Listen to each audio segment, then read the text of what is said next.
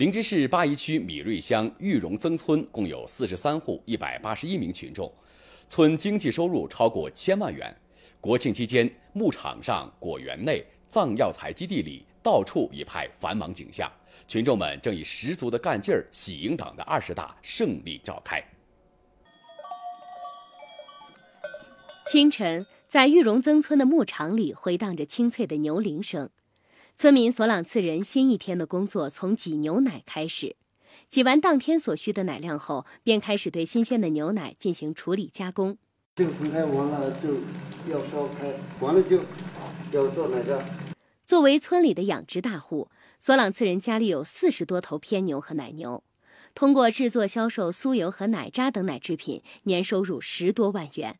你们这了马了这下给了马，咱们过年就不如，等这几天了。我们呢，咱们煮酒，等就对吧？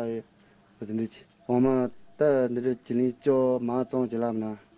离开索朗次人家，走进位于村口的高原黄桃基地，4500棵桃树郁郁葱葱，一颗颗饱满的黄桃挂满枝头，果香扑鼻。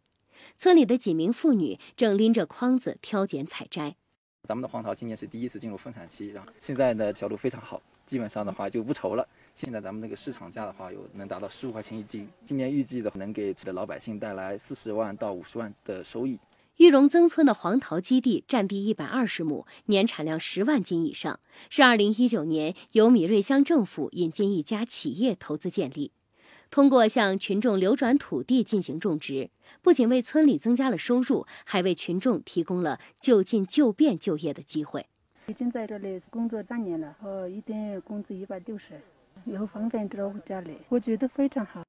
坐落在玉荣曾村的齐正藏药有机药材种植基地，7月底就已经完成藏药采收，恢复生产后又立即启动了育苗工作。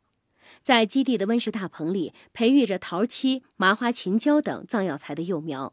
村民扎西江村则正配合技术人员进行幼苗移栽。我们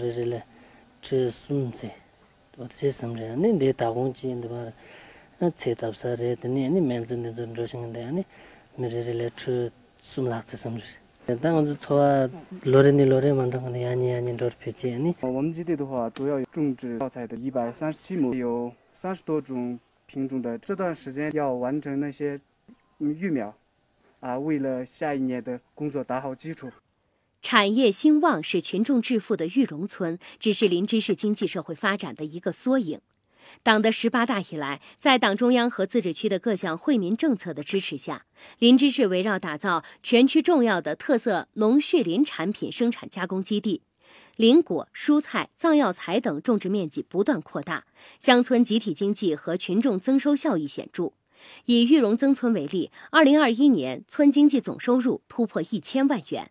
在习近平同志为核心的党中央领导下，我们玉荣曾村发生了翻天覆地的变化。2021年，我村群众年均收入达到了36000元，家家户户都过上了小康生活。我们要继续发展好现有产业，拓宽增收渠道，走好乡村振兴道路，坚定不移的敢党听党话跟党走，以更加饱满的精神迎接党的20大胜利召开。